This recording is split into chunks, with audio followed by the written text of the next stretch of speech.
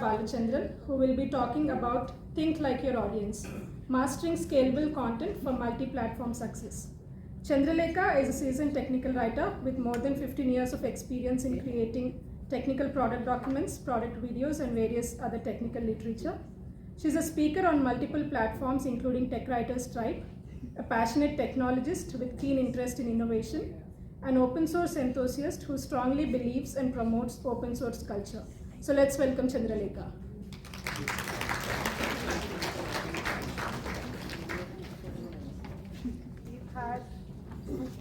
We've had sandwiches, right? Coffee, tea, louder applause. Thank you so much. Thank you, Snigdha, for this wonderful introduction. And I know you are hungry, but hold on for another 25 minutes, and I'm sure it's going to be a great session, very useful for you. And before getting into the session, I would like to set 3 ground rules. Please put your mobile to silent mode so that it doesn't distract you, and please refrain from walking when the speaker is talking, because it distracts me and I'm going to lose the context. And the third rule, please note down your questions. We have Q&A after the session as well as during the lunchtime. You can come with your questions and get clarified. Alright? So with this, as Smigdha introduced, I have close to 15 years of experience, and in my experience predominantly I worked in product companies. And if you see in product companies, there are robust products, and as the product grows, even your content has to grow, and the need for different content types also arise. So you will be generating a huge content, and managing that is a great challenge. Because for m number of products, you have n number of releases, and you can do your math permutations m into n, how much it is going to be for each product and for each release. So in my career, I have faced a lot of challenges, and to overcome these challenges, what are the strategies or what are the phases that I have followed? So I'm going to discuss about some of them here. So we are going to talk about content modeling and component design and platform-specific customizations that we have done to manage this challenge. We are also going to talk about workflows, the scalable workflows that we adopted, and many more. So, what is content modeling? So, do we have anybody who is not modularizing the content? Or everybody does that? Can you raise your hands? Do you modularize your content, or you just talk to your SME and write the content? You do modularize, right? So imagine you have a piece of land and you want to build a house. So what do you do first? You come up with a building plan, right? So you come up with a plan, you work out a number of rooms based on the available area. Why do you do that? To make the effective use of the space. So when you met with the SMEs, you gathered all the content, you have to come up with a content plan, and through this plan, in this plan will have the ideas in which you want to present your content based on your target audience. So this process is called content modeling. So I have the definition here for you, you can read it. So it is going to give the structure for your content. It is going to shape your content, it is going to tell the purpose, meaning, and the structure, the presentation that you want with your content. Okay? So it is going to illuminate what the content is doing and not doing for your audience. So for this content modeling, first you will have to have some picture in your mind so that you can divide your content accordingly and then break into pieces, and then you can use it according to your necessity. Right? So why do we need to do content modeling? So I have the content, I can go put it there, and my SMEs are happy, my company is happy. So what are the basic benefits of content modeling? So the first thing, it ensures content reusability. Just because the modular content is independent and you can plug in wherever you need, you can reuse it anywhere, anytime, and it is across platforms and channels. With the growing needs of the users, and Vinay and Lavanya were talking about different channels that users are searching, right? So you have AI chatbots, you have AI applications bringing in content for you. So with the growing demands of these channels, you will have to be more clear how these functions and how they trap or create, how they try to find the content for them. So the relevant information has to be brought before the user, right? So this is possible only because of content modeling. And it facilitates scalability. You have written one procedure and you have add-on procedures to it, so you can scale easily because of content modeling. Adding a room beside a room is easy, right? And it improves consistency because we are content programmers. We write once, use it many times. So this is possible only because of content modeling, so that you can reuse, and it is you can give a unified experience to your user irrespective of the platform they are in. And then it streamlines collaboration, because today you're in a company and tomorrow you're in a different company, right? So some other person is going to come work in your place. So for them it becomes easy because you have a structure there and they can follow that structure, amend to it and improve it when they need. And last but not the least, it optimizes personalization. So even the content tagging or finding the automation for the automation tools, for example, like AI recommendations, all work on this because of the modularization. So this is the basic element of content development. Okay? Okay. So now we know what is content modeling or modularization, and we know why we have to do it. Next, we'll see how to do it. So when you're having a building plan, you need a base, right? So from the base, you start creating and designing stuffs.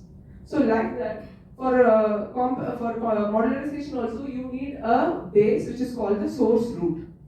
Okay, this source root is a directory and it contains a list of files and the directory structures that you have to put your content. It is like you're designing, this is my hall, this is my living room, this is my bedroom, this is my kitchen. So you have certain rules and regulations to play around. You cannot go have, for example, living room features in a bedroom, right? So you have to be definite in designing.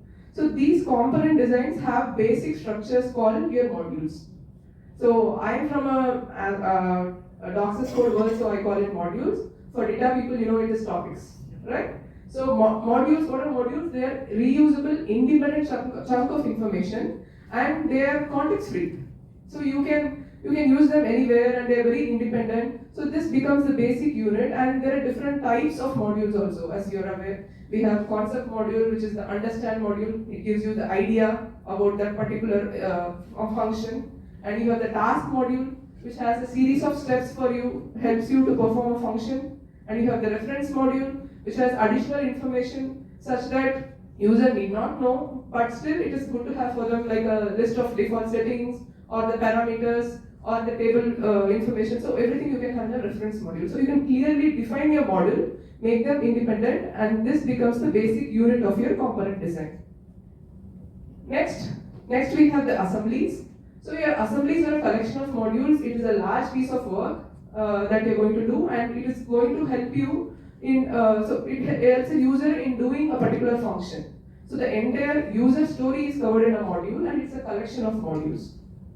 And the next, the images directory. Images directory is going to have all the image files for your project, and you can refer them from wherever you want. So if this is one particular directory, you store all the image files.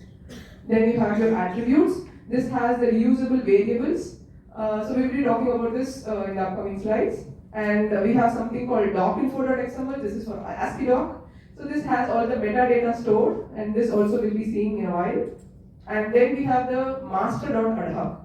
So Lavanya was talking about MD files, and I'm talking about markup, ASCII doc files. So it is .adhoc. This master.adhoc is the main source file. It is like your TOC or your data map. Okay, so this will have all the heading 1s and heading 2s, and this gives a hierarchical structure for your document. And then next you have your README, which is gives a project overview, what your project is about, so that other contributors can jump in whenever they need. Okay, so this is how it looks in an ASCII doc world. If you see, I have a sample ASCII doc project and an example book, and inside you see assemblies, attributes, images, modules, docinfo, and master. Okay, similar to this, you have a structure in data. The concept the same, different names. Okay. So now we know how to modularize the content. We have divided it to make it efficient. We are good to go. But for a user, do you think they need all this? So will they be looking? Oh, this content is modularized. This is nice. Oh, this is not. So do they have find the difference? No, right? User is never worried. You're modularizing. You're doing all the internal things. No, they are not. They are only interested in finding out information that they need, whether it is presented well and it is easy to consume. Okay, so those are the 2 points that the audience are interested in. So as a content creator, you should find the right balance between the universal content, the generic content that you're preparing, and you have to balance it with the platform specific customizations or enhancements that you're doing. So you should find the right balance so that you can optimize your audience engagement and bring in a good experience for them. So if you talk to Apple people, they say that we don't bring in products, we bring in experiences, right? So those experiences come in when only if you customize their view and customize things for them so that they're able to connect to your content. Okay? So how to do this platform specific customizations?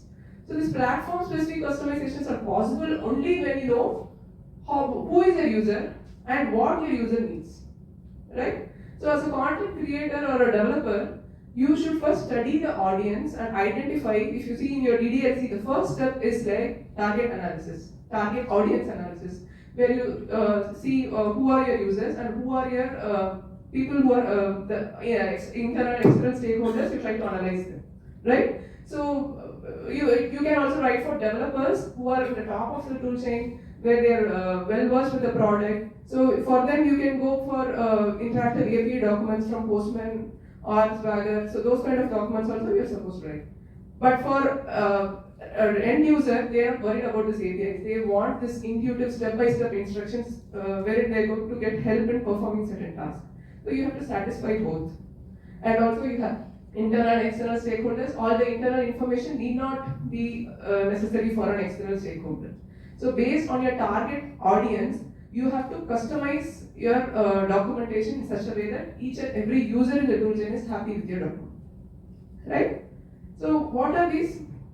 So in the image, if you see, these are the kind of user assets people are looking for. It is not only a document. It can be a video. It can be any kind of multimedia, any format that they need. Okay. So what are these customization strategies? So first we will, one of the strategies, I don't say this is the only strategy, but some of them, the most common things are formats.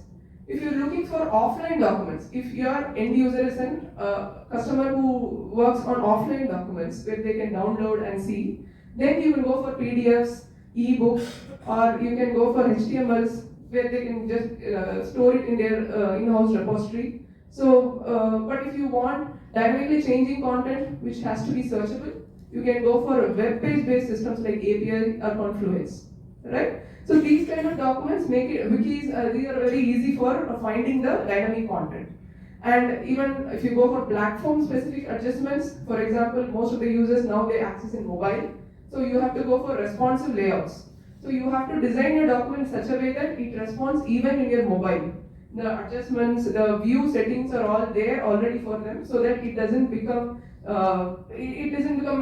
absurd and they don't come up with comments saying that we have been discussing about customer use cases, right? We have so many cases that document is not visible in a mobile platform, it is not supporting. So you have to look for this responsive layouts, app integrated tooltips, even your AR, VR help content that you see in Koyos. If you have gone to McD, you have somebody helping you to place your order, right? So even that is your content.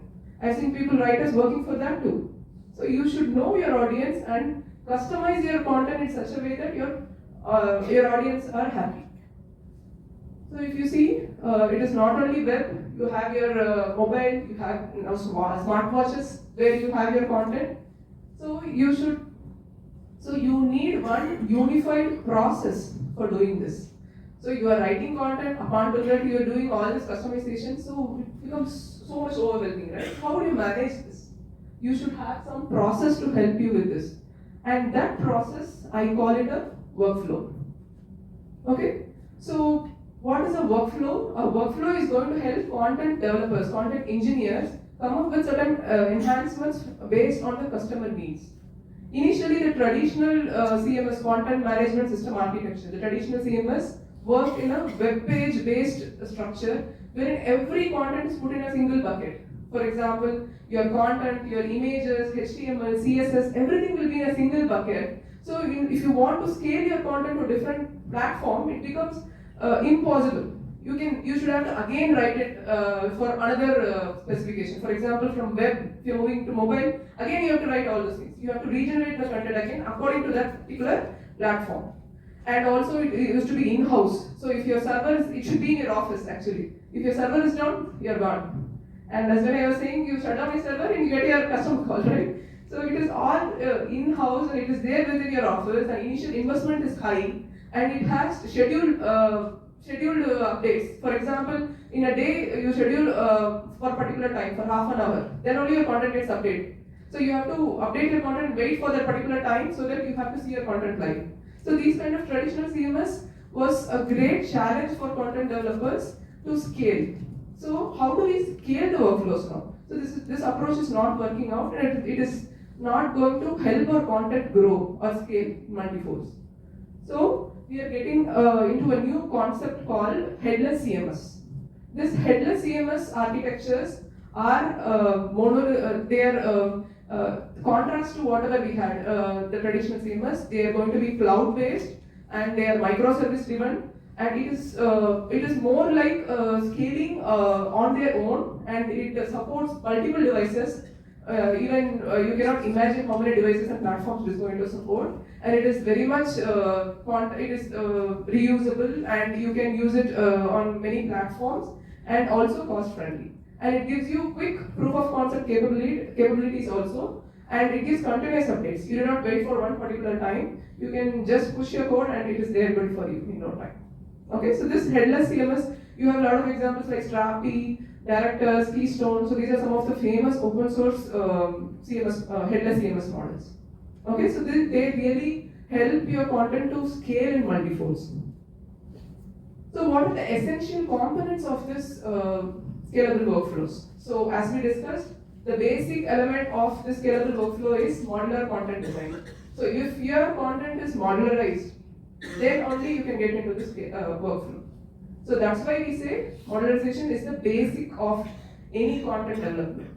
Okay, and you can have include directories in ASCII. If you see, we have this include statements that can plug your module into any other assembly as per your wish, and you can use a single module. You can use it multiple times. So I have an example here. So I have used an include statement called conscious message.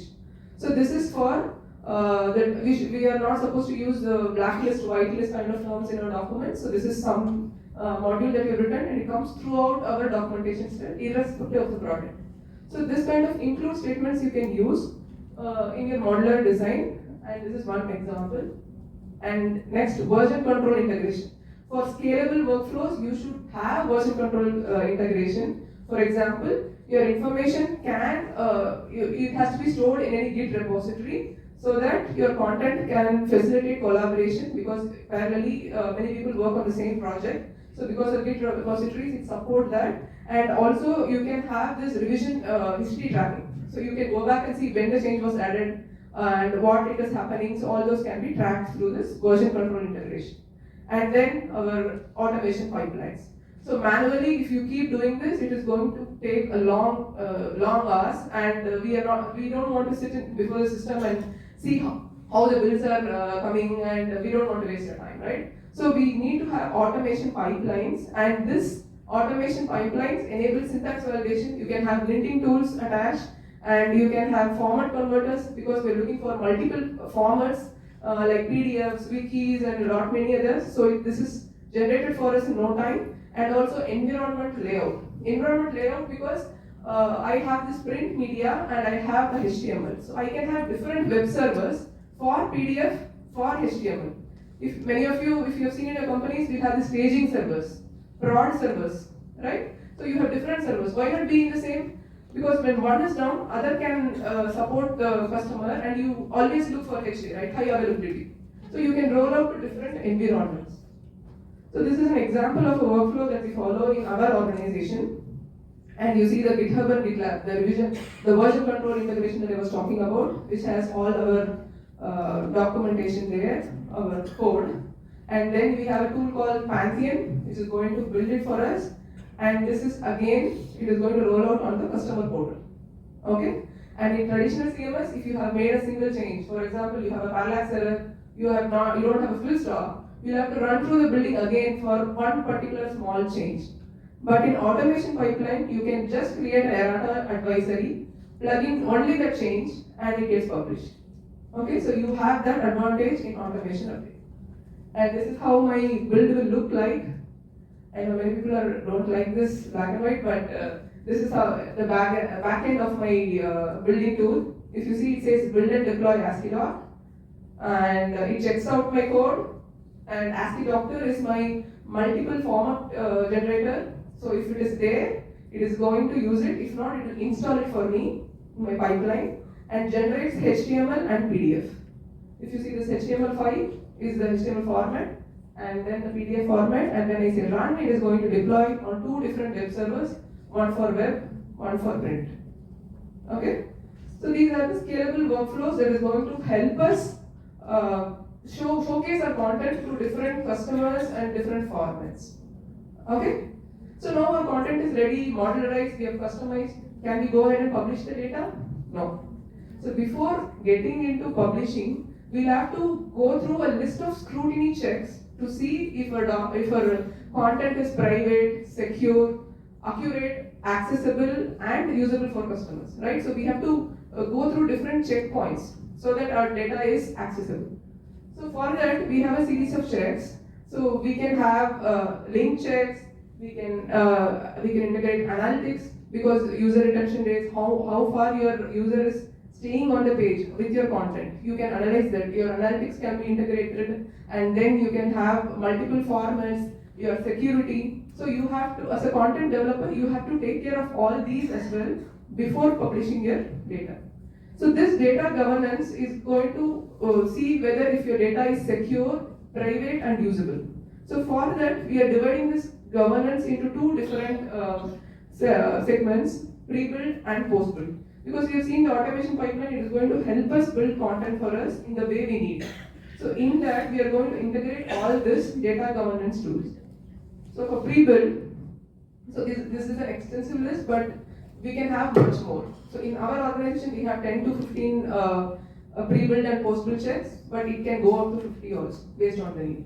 Okay? So for pre-build, we have link checkers. If you have broken links in your document, it is going to identify and report to you so that you can go there and rectify it. You can have style checkers, because many companies, we have so many number of writers, and not all will have the same style, right? So styles differ. So this style checker is going to tell you, this is the style guide we follow, and this is how it has to be. So it is going to do a peer review for you. Instead of a person, a system is going to help you. Okay? This can be ASCII doc link or any application for that matter.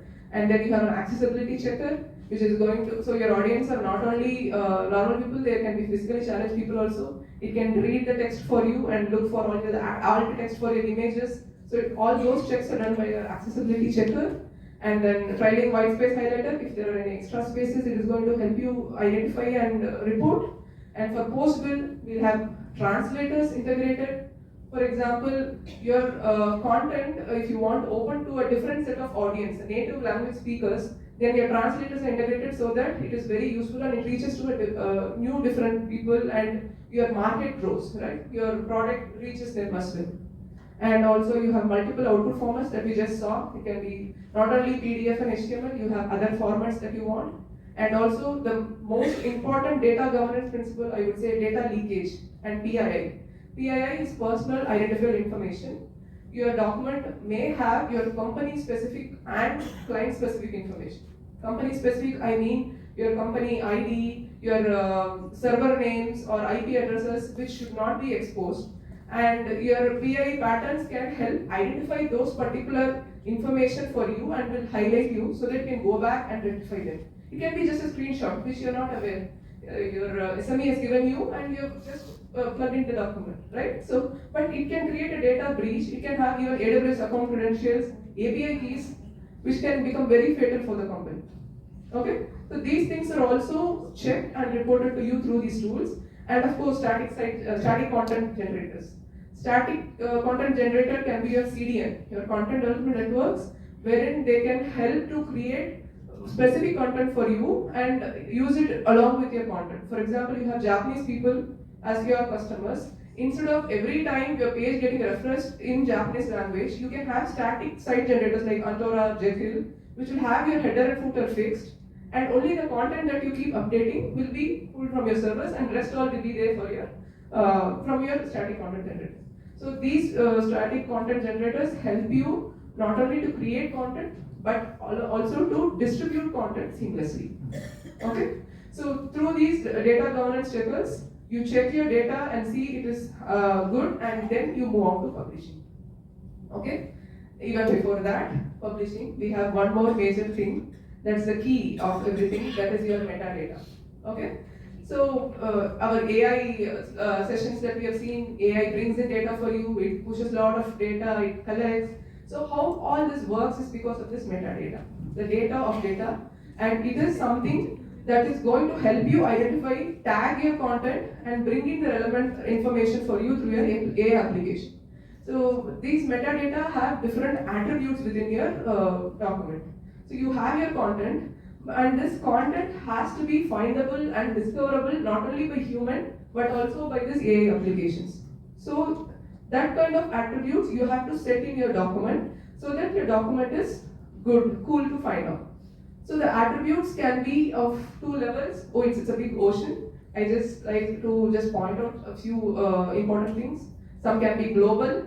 Global because it is same irrespective of any document that you write. For example, your company title, company address. So any document will have the same details, right? So that is your global level attributes, and you have document level attributes which are project specific.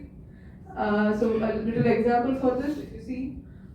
Example publication, you have a brief description about this, a subtitle, a product name, product number, and you have an abstract, email. So all this is not going to change with your product or content, right? So it's going to be fixed. So these are your global level attributes.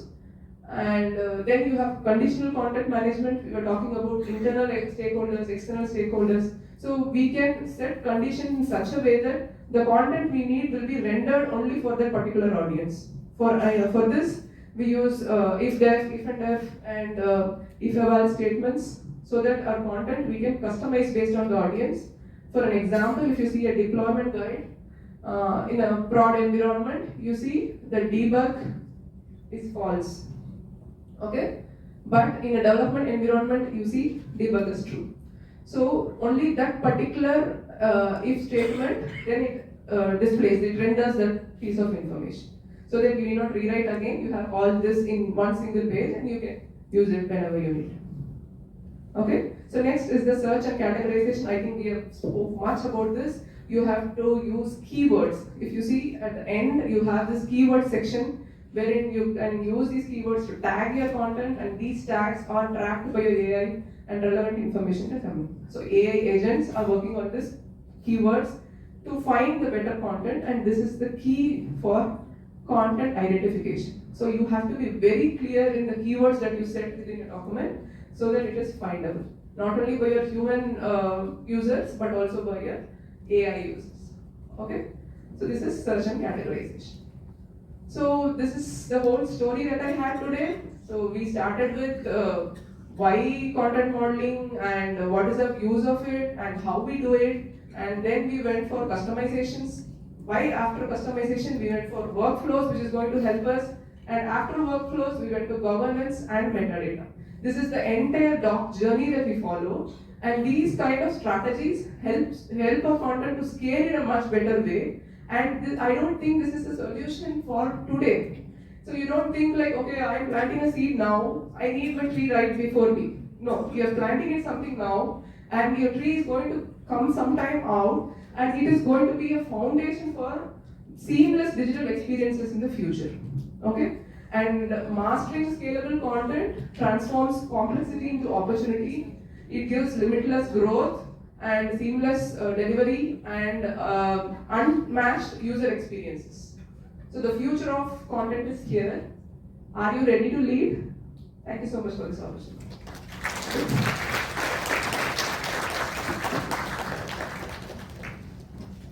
I am happy to take questions. Yeah.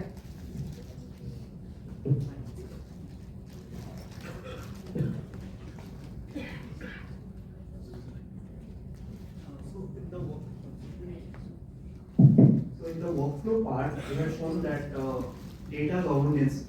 So in that post and post-build and pre-build, Okay.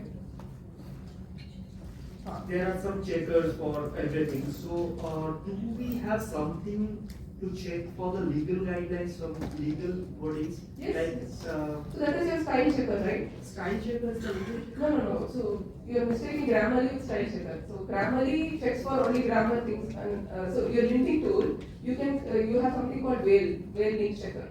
You can create your own rules. Okay. So if you want grammar related checks, you can create a rule for that. If you want to check legal words, for example, copyrights, trademarks, and related things, you can create a rule for that, customize your rules, and add it in your style checker. So it will look for all the legal words, and if there are any discrepancy, it is going to report. So basically, it is you're saying it is very much similar to Skimitron's in Yes. Thank Very you. similar. Yeah. Thanks for that. No problem. Any other question? All are hungry? Yeah. Thank you so much. Yeah. Energy, guys.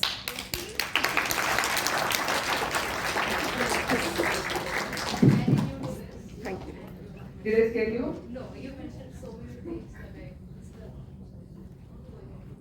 Yeah, I am active on LinkedIn. You can reach me. I am active on the WhatsApp groups. They were just talking in the morning, right? Hyderabad WhatsApp group. LinkedIn is the best. I am very responsive. Thank you. Thank you, Chandralekha, for that insightful session on content.